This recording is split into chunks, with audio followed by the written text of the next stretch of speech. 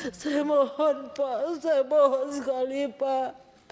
Yakin anak saya Pak bukan pembunuh Pak. Batin saya tetap mengatakan seperti itu Pak.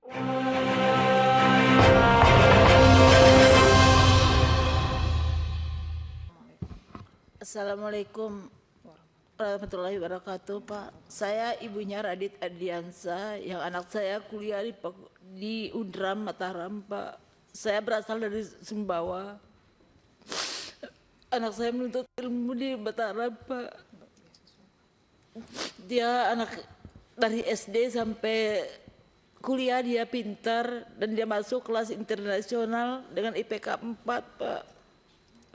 Dia ingin menjadi anak yang sukses dan dia berjanji kepada saya pengen sukses, dia datang kuliah Pak.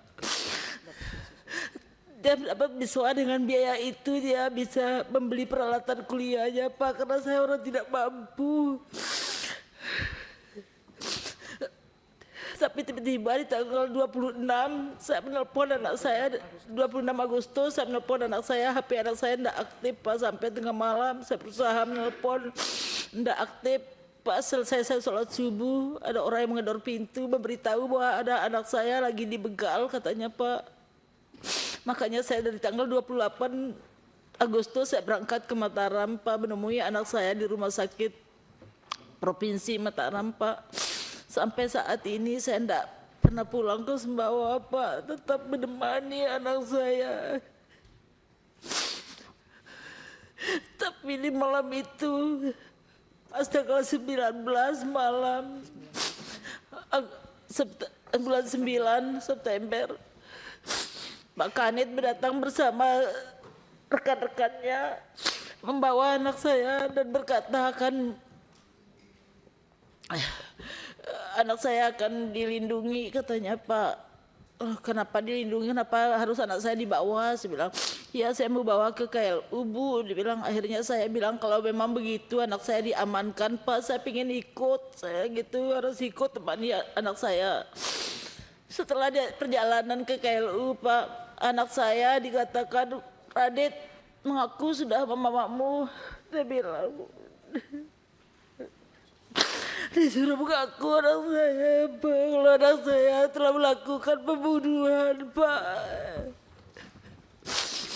Tapi saya bilang mana saya jangan bilang apa-apa, anak kamu betul kamu melakukan itu. Saya bilang anak saya gak bentar Pak, bersumpah demi Allah Mama. Dia bilang saya berani bersumpah atas nama Allah, dibilang sekarang dicabut nyawa saya sama Allah kalau saya melakukan, katanya Radit Pak.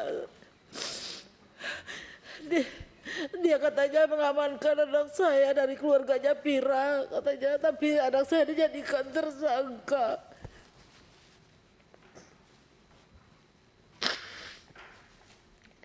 Keesokan harinya apa di sana di BAP anak saya dan saya disuruh ke dalam bersembunyi supaya jangan saya melihat anak saya yang lagi dibergol dan memakai baju yang oranye Pak. Anak saya tidak didampingi pengacara. Anak saya malam itu tidak ada satupun pengacara yang mendampingi anak saya. Saya minta tolong tapi tidak ada yang datang membantu anak saya Pak. Besoknya baru pengacaranya datang mendampingi anak saya, tapi dengan alasan minta pengurangan. Dia bilang pengurangan apa? Saya bilang begitu. Sampai detik ini saya seorang ibu, batin saya mengatakan anak saya tidak pernah, tidak bisa melakukan hal seperti itu sampai detik ini. Karena Radit ini dari kecil, dari SD belum pernah ada guru yang mengasih saya laporan kalau Radit pernah ada masalah sama temannya sampai SMA Pak. Belum ada. Radit ini anaknya sangat patuh. Radit sudah menyampaikan ciri-ciri pelaku. Radit sudah menyampaikan ciri-ciri pelakunya Pak. Kenapa mereka itu tidak berusaha untuk sketsa wajahnya? Malah anak saya dituduh sebagai tersangka. Saya mohon sekali Pak, saya orang tidak punya Pak. Saya mohon Pak, anak saya bukan pelaku Pak. Sampai detik ini batin saya mengatakan Radit bukan pelaku Pak. Saya udah punya biaya untuk kuliahkan anak saya, pingin sukses anak saya, Pak. Tapi dinyatakan anak saya tersangka. Saya berjanji ke Radit, saya mama tidak akan pulang bahwa mama tetap berada di tembok penjara atau dimanapun kamu berada. Saya bilang, saya tetap menemani kamu. Yang penting kamu harus tetap kuat hadapi ini. Saya bilang, saya mohon Pak, saya mohon sekali Pak. Yakin anak saya Pak bukan pembunuh Pak. Batin saya tetap mengatakan seperti itu Pak. Lihat Pak, anak saya ini apa pantas anak saya dituduh seperti ini Pak.